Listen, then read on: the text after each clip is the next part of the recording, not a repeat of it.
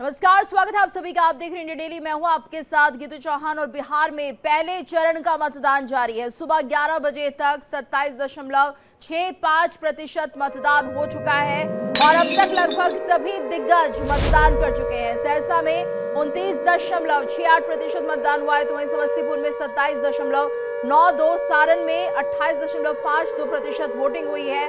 पटना में मतदान का प्रतिशत कम चल रहा है, वहां 23.71% मतदान हुआ है। तो बेगूसराय में 30.37% मतदान हो चुका है। बड़ी खबर, बिहार चुनाव का रण, और ऐसे में पहले चरण की वोटिंग आज हो रही है। कुल 121 सीटों के लिए ये मतदान हो रहा है। तो जिस तरह से लगातार ये आंकड़े सामने आ चुके हैं, समस्तीपुर में 27.92% मतदान हुआ है अभी तक के आंकड़ों की हम बात करें। सारण में 28.52% मतदान हुआ है और लगातार ये आंकड़े सामने आ रहे हैं। ये देखिए, 6 तस्वीरें भी सामने आ चुकी है। दिग्गजों ने भी वोट डाला है। तेजस्वी यादव ने वोट डाला है, लालू यादव ने मतदान किया, गिरिराज सिंह ने अपना मतदान किया है, वहीं विजय सिन्हा, राबड़ी देवी, सम्राट चौधरी ने वोट डाला है। लोगों से भी ये अपील की जा रही है कि पहले मतदान करें फिर जलपान करें। तो लगातार मतदान केंद्रों तक लोग पहुंचते हुए मताधिकार का प्रयोग करते हुए, और ये तस्वीरें भी सामने आ रही है जहां पर दिग्गज भी मतदान करते हुए नजर आ रहे हैं। तो बिहार में पहले चरण के लिए मतदान जारी है और ऐसे में 11 बजे तक के आंकड़े सामने आ चुके हैं। 121 सीटों पर 27.65% का मतदान अभी हुआ है।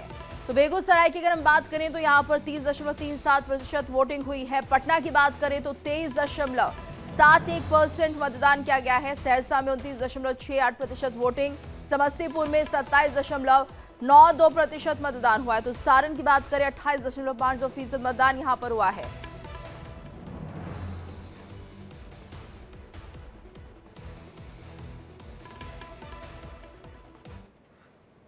चलिए आगे बढ़ते हैं। बता दें आपको, आज 121 सीटों के लिए मतदान हो रहा है और अगर सुबह 11 बजे तक की हम बात करते हैं तो 28% मतदान हो चुका है। और हमारे साथ तमाम मेहमान जुड़ चुके हैं। बात करेंगे हम संजय यादव जी से, जो कि नेता हैं बीजेपी के। जितेंद्र यादव जी हमारे साथ जुड़े हुए हैं, नेता हैं कांग्रेस के। अजय जी हमारे साथ जुड़े हैं, वरिष्ठ पत्रकार हैं। और ऐसे में आप सभी का बहुत बहुत स्वागत है। लेकिन जिस तरह से हम देख रहे हैं सर कि ये फिलहाल मतदान हो रहा है और अगर 11 बजे तक की हम बात करते हैं तो मतदान का प्रतिशत 28% सामने आया है। संजय सर, सबसे पहले आपका रिएक्शन लेना चाहूंगी। क्या लग रहा है, किस तरफ ये जो मतदान का आंकड़ा है वो जाता हुआ दिखाई दे रहा है? क्या एंटी इनकम्बेंसी फैक्टर की वजह से ये प्रतिशत आ रहा है या फिर कुछ और वजह, या कोई बदलाव नहीं होगा, प्रो इनकम्बेंसी? आपका रिएक्शन सर। ये मोदी जी का आह्वान है और मोदी जी के आह्वान पर ये वोटिंग परसेंट बढ़ रही है और ये एनडीए को फायदा पूरा मिलने जा रहा है, ये आप श्योर रहिए। जी लेकिन हाँ बताइए। क्योंकि ये विकास जो दिख रहा है बिहार में, जो आप भी देख रहे हैं, जो बड़ा बड़ा योजना उतरा है धरातल पर, और युवा का पसंद है कि दिल्ली में भी सरकार अपना होना चाहिए और बिहार में भी सरकार डबल इंजन की सरकार चले, और यही लेकर युवाओं में और महिलाओं में जो उत्साह देखने को मिल रहा है, वोट परसेंट जो बढ़ रहा है, वो एनडीए को फायदा देखने को मिल रहा है। जी चलिए ठीक है, आप कह रहे हैं एनडीए को फायदा देखने को मिल रहा है, लेकिन अक्सर ऐसा एंटी इनकम्बेंसी फैक्टर की वजह से भी होता है कि यहाँ पर बहुत ज्यादा वोटिंग की जाती है। जितेंद्र यादव जी भी हमारे साथ जुड़े। जितेंद्र जी, आपको क्या लग रहा है, ये जो हवा है किस तरफ बहती हुई दिखाई दे रही है? जो प्रतिशत है अभी 11 बजे का आंकड़ा जो सामने आया है मतदान का, वो है 28%। धीरे धीरे बढ़ेगा और अगर हम बात करते हैं शाम 5-6 बजे तक तो ये आंकड़ा और ज्यादा बढ़ता हुआ हमें दिखाई देगा। जी बिल्कुल, नमस्कार। जी नमस्कार। आपने जैसा कि अभी मेरे को बताया और हम लोगों भी अपने सोर्स के हिसाब से देख रहे हैं, अभी 11-12 बजे के बीच जो मतदान का रेशियो है वो 28-29% के आसपास है। तो निश्चित तौर पे जो प्रथम चरण के फेज का जो प्रथम रुझान आ रहा है वो मतदान बता रहा है कि बिहार की जनता किस ओर बढ़ रही है, और वो किस लिए बढ़ रही है। वो इसलिए बढ़ रही है कि वो रोजगार के लिए बढ़ रही है, वो पलायन के लिए बढ़ रही है, वो महिलाओं के सम्मान के लिए बढ़ रही है, वो बिहारियों के अपमान के लिए बढ़ रही है। वो बिहारी जो बाहर जाते हैं रोजगार के अभाव में और वहां उन्हें गाली सुननी पड़ती है, तो वो चाह रहे हैं कि इस बार इंडिया गठबंधन की जो ऐसी सरकार है वो बिहार में आए और यहीं पर हमें वो इंडिया गठबंधन की सरकार हमें रोजगार मुहैया कराएगी। तो इन सब बातों को लेकर के जो वोट ऑफ परसेंटेज अभी 11 बजे तक, ऐसा आप हम लोग अक्सर देखते हैं कि बिहार के अंदर मैक्सिमम चुनाव 55% 50% तक जाते जाते दम तोड़ देता है। बिहार की जनता 55% से ज्यादा बढ़ने को तैयार नहीं होती है। लेकिन अभी मात्र 11:30 12 बजे हैं और 12 बजे जो आंकड़े आप दिखा रही हैं और जो आंकड़े हमें पता चल रहे हैं वो निश्चित तौर पे सरकार की नाकामी को दर्शा रहा है। और आप देखेंगे इस बार बिहार के अंदर ऐतिहासिक वोट ऑफ परसेंटेज होने जा रहा है और ये वोट ऑफ परसेंटेज दिखा रहा है कि किस प्रकार सरकार से लोग नाराज है और नाराजगी के खिलाफ बैलेट पर ईवीएम के माध्यम से अपनी नाराजगी को व्यक्त कर रहे हैं। ठीक है, यानी आप भी कह रहे हैं नाराजगी है और ये देखिए कुछ बदलाव के संकेत दिखाई दे रहे हैं। संजय यादव जी क्या कहेंगे? यहाँ पर जितेंद्र यादव जी तो कह रहे हैं कि ये बदलाव के संकेत हैं और सत्ता परिवर्तन होने वाला है। कोई बदलाव का संकेत नहीं है। आप ये मान के चलिए कि विकास की ओर लोग बढ़ रहे हैं। लोगों का मोदी जी पर भरोसा है, नीतीश जी पर भरोसा है। सरकार भारतीय जनता पार्टी गठबंधन की सरकार बनने जा रही है। कोई भाग दौड़ की बात नहीं है। विकास की ओर लोगों का उपेक्षा है। विकास हम लोग को मिलने जा रहा है और विकास के तरफ रफ्तार बढ़ रहा है। ये वोट परसेंट जो है विकास की ओर जा रहा है। जी ठीक है, हमारे साथ अजय पत्रकार जी भी जुड़े हैं, वरिष्ठ पत्रकार हैं। अजय जी आपको बहुत बहुत स्वागत है। आपसे भी हम समझना चाहेंगे फिलहाल जिस तरह से ये आंकड़ा भी सामने आया है 11 बजे तक 28% वोटिंग अगर बिहार में हो रही है तो अक्सर तो ये माना जाता है कि कोई बड़ा बदलाव होता है तब हम देखते हैं कि भारी वोटिंग होती है। आपके आंकड़े क्या कहते हैं, आपका आकलन क्या कहता है? देखिए अभी तक का यही आंकड़े रहे हैं आज से 10-15 साल पहले तक कि अगर मतदान ज़्यादा हुआ तो विपक्ष के फेवर में सत्ता परिवर्तन का, परंतु अब ऐसा नहीं है। अब ये नहीं कहा जा सकता है किसके फेवर में जाएगा। उसकी वजह बतला दें, इसमें कोई शक नहीं कि बहुत अच्छे ढंग से मतदान हो रहा, रुझान है और जनता जा रही है मतदान। और ये अभी तक का बिहार का रिकॉर्ड भी टूटेगा निश्चित तौर पे। जो स्थितियां हैं उससे साफ लगता है कि 60% से ऊपर 70% तक मतदान जाएगा। अब आपको दूसरी बात बता दें, वैशाली वर्ल्ड की सबसे पहली लोकतंत्र की जननी वैशाली है। वैशाली में सबसे ज़्यादा मतदान, ये बहुत ताजुब की बात है। जब मैं था वैशाली में सबसे ज़्यादा मतदान हुआ तो कुछ ना कुछ बड़ा देश में हुआ। उसका मतलब ही नहीं कि सत्ता परिवर्तन। अब आया कि स्थितियां क्या है, जैसे आपको तेजस्वी की सीट पर, वहां पर तेजस्वी को बहुत अच्छा समर्थन मिल रहा है, इसमें कोई शक नहीं। मगर ऐसा नहीं कि सभी सीटों पे राजद नंबर 1 पे हो या बहुत ज़्यादा लीड कर रही हो या बहुत ज़्यादा उसको, ऐसा नहीं। वहाँ पे आपको बतला रहे हैं कि जबरदस्त कांटे का टक्कर है। कोई पार्टी ये नहीं कह सकती कि जीत जाए। दूसरी किसी भी पार्टी के इतने प्रत्याशी भी नहीं हैं जो अपने दम पे सरकार बना ले। तो ये अब आया सत्ता पलटने। सत्ता पलटने की संभावनाएं कम लगती हैं क्योंकि सत्ता जो है ये कई लोग करते हैं। राज्यपाल, वहाँ के और लोग, वहाँ की मशीनरी। दूसरी बात ये विधायक तय करेंगे। अब समस्या वहाँ पर ये है कि कोई रोजगार तो बाद में होगा, पहले ये हो जाएगा किसको क्या पद दे रहे हैं, वो उसी उसमें शामिल होगा।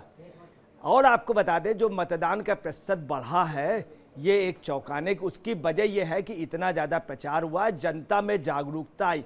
मगर ऐसा बिल्कुल नहीं है कि ये विपक्ष या सत्ता पक्ष के लिए इससे निर्णय हो सके। चूँकि बिहार का मतदाता जाग गया है, उसके लिए इलेक्शन कमीशन ने बहुत कोशिश की है। हर पार्टी अपने मतदाताओं को निकाल रही है।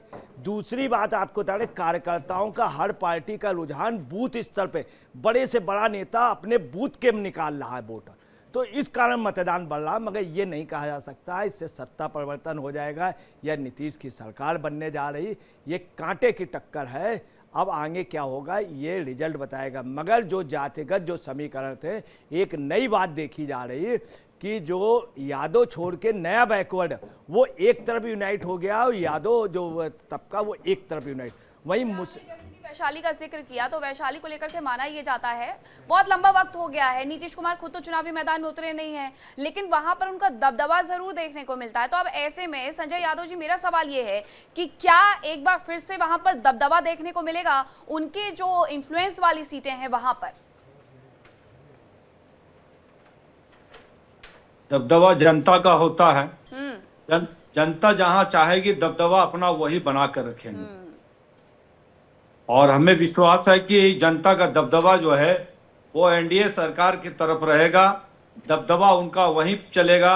अगर दबदबा बनाना है तो वो नहीं चाहेंगे कि आरजेडी की सरकार बने, नहीं तो फिर कट्टा चलेगा, फिर अपहरण होगा, फिर डकैती होगा। और जनता जो है बिहार की ये नहीं पसंद क्राइम करता रेट है। तो संजय जी अभी भी बहुत ज्यादा है बिहार में।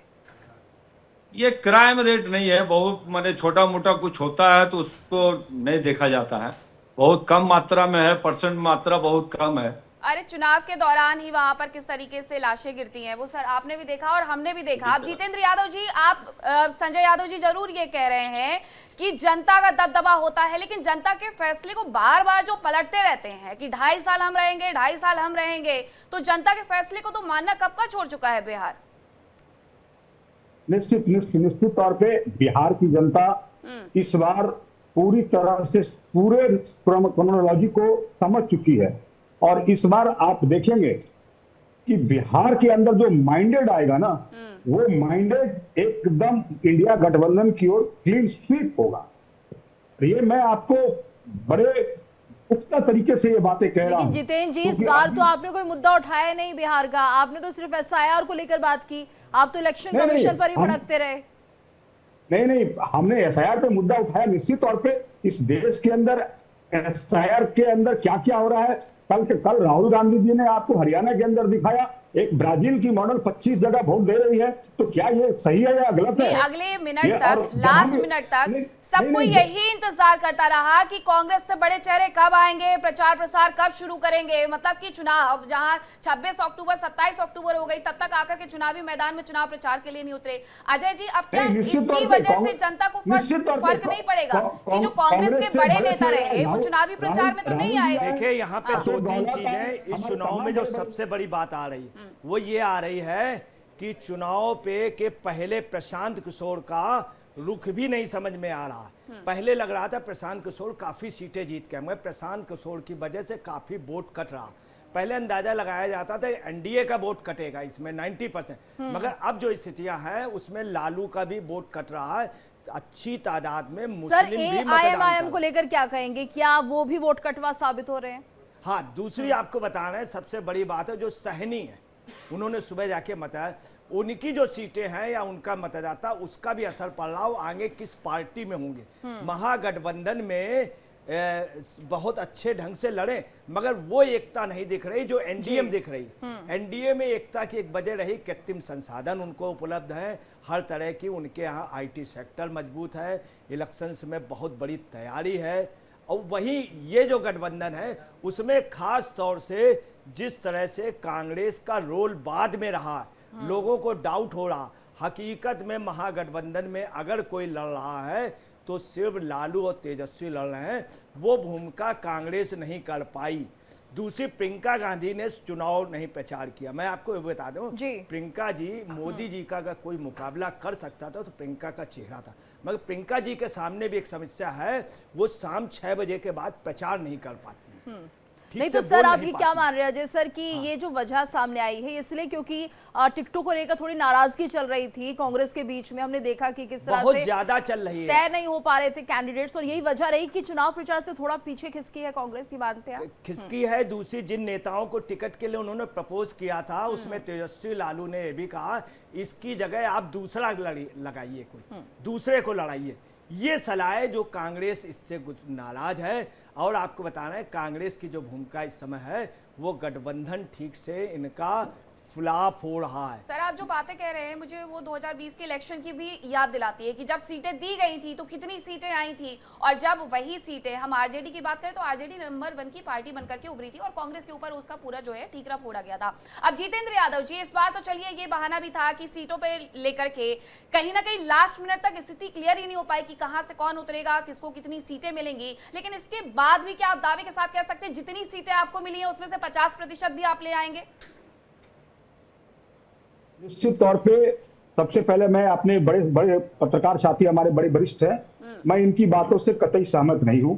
और कांग्रेस पार्टी इंडिया गठबंधन बिहार के अंदर पूरी मजबूत तरीके से चुनाव लड़ रही है। आपने देखा होगा हमारे कांग्रेस के कई वरिष्ठ नेता राहुल गांधी, प्रियंका गांधी, तमाम ऐसे हमारे नेता हैं, बिहार चुनाव में अपनी पूरी ताकत को उन्होंने झोंका है और इनकी बात से नहीं, हम लेकिन सहमत आपको नहीं नहीं हैं। लगता जितेंद्र जी दूसरे- देर हो गई है? कब झोंकी है ये ताकत, ये तो बताइए, हमने तो किसी को नहीं नहीं देखा। नहीं, जी हमारे कांग्रेस के कार्यकर्ता ग्राउंड लेवल तक जो हमारे ऊपर से जो हमें दिशा निर्देश आया, उसी दिशा निर्देश के आधार पे हम जमीनी स्तर पर लगातार पार्टी के पक्ष में लगे रहे और हम इस बार कम से कम जितनी हमें सीटें मिली है 60-62 सीटें में हम कम से कम 35 से 40 सीट हम जीतने जा रहे हैं, आपको मैं बता दे रहा हूं। चलिए ठीक और है, दूसरी बात रही 14 तारीख को नहीं, हम नहीं, आपसे पूछेंगे सर। अब हाँ, एक मिनट ठीक बाद है, ठीक है, एक मिनट और हो आप जाए बातें बोलिए बोलिए। नहीं, और जहां तक उन्होंने इंडिया गठबंधन और एनडीए गठबंधन की बात की, तो मैं आपको हमारे वरिष्ठ साथी को मैं बता देना चाहता हूं कि जितनी सरफुटौल इंडिया गठबंधन के अंदर नहीं है, लेकिन एनडीए गठबंधन के अंदर जितनी सरफुटौल है, आप देखेंगे प्रधानमंत्री जी इस बिहार के अंदर चुनाव प्रचार कर रहे थे, जो बिहार के मुख्यमंत्री हैं उनके साथ कहीं भी वो कोऑर्डिनेट नहीं कर रहे थे। ये आपको साफ मैसेज जाता है नहीं, कि अब निश्चित आप तौर माने पे या कहीं ना न माने कहीं इस बात से भाजपा आप और कितना भी जदयू के इनकार अंदर कर दें, कहीं न लेकिन कहीं ना कहीं डायवर्जन बिहार है। की जनता चाहती जरूर थी कि कोई तो आए, पता तो चले कि आखिरकार कौन है, क्योंकि महागठबंधन की अगर बात की जाए ना तो तेजस्वी यादव के अलावा किसी का चेहरा वहां पे नजर नहीं आया। संजय यादव जी, मैं गलत बोल रही हूँ? बीजेपी की तरफ ये से तो बात- प्रचार प्रसार किया गया, पूरी एक चुनावी लिस्ट जो थी स्टार प्रचारकों की वो जारी कर दी गई थी, लेकिन अगर वही बात मैं करूं महागठबंधन की तो ऐसा कुछ नजर आया नहीं बिहार में। राहुल गांधी आए मछली पकड़ने के सिवा कोई प्रचार नहीं किए। प्रियंका गांधी आई, अपना मॉडलिंग दिखाई और चली गई। कांग्रेस के कोई ऐसा नेता नहीं है जो पब्लिक में जाकर अपना चेहरा चमकाया हो और चेहरा पर उनको वोट मिलने का काम करें। कांग्रेस के नाम पर बिहार में कोई वोट नहीं मिलने जा रहा है, ये तय मान के चलिए। कांग्रेस इस बार जो है हमको लगता है कि बिहार में अपना खाता भी नहीं खोल पाएगा, जो रवैया कांग्रेस ने बिहार को दिखाया है। जी चलिए ठीक है। अजय जी क्या मानते हैं सर, क्या इस बार चुनावी मुद्दे कहीं गायब थे? अगर महागठबंधन की बात करते हैं तो वो तो इलेक्शन कमीशन को ही कोसने में लगे रहे, तो क्या लग रहा है कि बिहार की जनता आखिर तय कैसे कर पाती कि कौन बिहार का भला करने जा रहा है? तो ये तो जरूरी था कि लोगों के बीच जाएं और ये बताएं कि अगर उनकी सरकार आती है सत्ता में तो क्या काम किया जाएगा। देखिए, आज हम आपको बता रहे हैं जो जिन जिन जगह मतदान हुआ वहाँ पर ऐसा कहीं नहीं है कि किसी कोई भी पार्टी स्वीप करे। किसी विधानसभा में कोई मजबूत दिख रहा तो दूसरे में कोई दिख रहा, तीसरे में कोई पता चला उनके गठबंधन का साथी दिख रहा। ये एक नई बात उभर के आ रही, किसी का क्लियर कट ये नहीं दिख रहा कि उसकी वेब चल रही हो। दूसरी आपको बता दें कि हकीकत यह है कि बिहार में राष्ट्रीय लेवल पे जो मतदान होता है दो उसमें होता है, एक बीजेपी के फेवर में, एक कांग्रेस के फेवर में। राहुल गांधी का वजन है, प्रियंका गांधी का वजन है, इसमें कोई शक नहीं है, और तेजस्वी और लालू से ज़्यादा है। अब आपको बता रहे हैं कि कांग्रेस का और लालू के उसमें है, अगर विपक्ष का बीजेपी का अगर किसी ने अभी तक खुल करके बगावत की हो या बीजेपी की मुखालफत की है तो सिर्फ लालू और तेजस्वी ने। और तमाम लीडर ऐसे रहे तमाम दलों के जो दिन में कहीं, शाम को कहीं कहीं बीजेपी को अप्रूव, सिर्फ लालू उन्होंने। तो लालू से फ़ायदा जो है कांग्रेस उठाती है और कांग्रेस से भी सेंट्रल में लालू उठाते हैं, परंतु लालू ने खास तौर से उतना नहीं दिया जो राहुल और प्रियंका को सम्मान देना चाहिए था, सोनिया को, वो तेजस्वी ने नहीं दिया है। अच्छा सर, अगर जो ये ले संकल्प करके पत्र आते तो आया, 4-5% हाँ। राष्ट्रीय स्तर का वोट जाता, वो दुर्भाग्य से बीजेपी की ओर मुड़ गया है। बिल्कुल। चूंकि राहुल का एक वजन है, अगर राहुल को आप रैली की टॉप उसमें रखेंगे तो राष्ट्रीय लेवल का जो मतदान करना चाहता है वो करेगा। अगर आपने उनको सेकंड पे रखा है, बराबर पे रखा, तो ऐसे भी कांग्रेस के समर्थक लोग हैं जो नेहरू जी को और इंदिरा जी को मानते हैं, वो इसको अपमान समझते हैं। देश का तमाम मतदाता, ये भी एक बात वहाँ पे काउंट की जा रही है। अजय सर, मुझे एक बात याद आती है कि जब संकल्प पत्र उनकी तरफ से जारी किया गया था महागठबंधन की तरफ से, तो उसे तेजस्वी प्रण नाम दिया गया था। कांग्रेस उस वक्त भी साथ नहीं खड़ी हुई थी। कांग्रेस से मेरा ये सवाल है कि आप एक मंच पर खड़े होने से कतरा रहे हैं या फिर आपको लग रहा है कि आपने जो वादे किए हैं अभी यहाँ पर भी बैठ करके और बिहार की जनता से भी, क्योंकि जब आपकी सरकार बनी तो वो कहीं ना कहीं वादे पूरे नहीं हुए, यही कह करके जेडीयू ने गठबंधन भी तोड़ दिया था आपसे। आप बिल्कुल ठीक कह रहे हैं। देखिए, हम आपको बता रहे हैं इसमें कांग्रेस के प्रवक्ता से मैं ये जवाब चाहूंगी आपके पास। नहीं जी। मैं आपकी बातों से सहमत नहीं हूं। कांग्रेस पार्टी पूरे गठबंधन के साथ 100% इंटैक्ट है और पूरे कोऑर्डिनेशन के साथ बिहार में कांग्रेस पार्टी महागठबंधन में मिलकर के चुनाव लड़ रही है और आप देखेंगे 14 तारीख को कि परिणाम क्या होगा। और मैं अभी चलिए देखना होगा 14 तारीख को परिणाम क्या होगा। समय इतना ही है, बहुत धन्यवाद करना चाहेंगे आप सभी का हमारे साथ इस चर्चा में जुड़ने के लिए।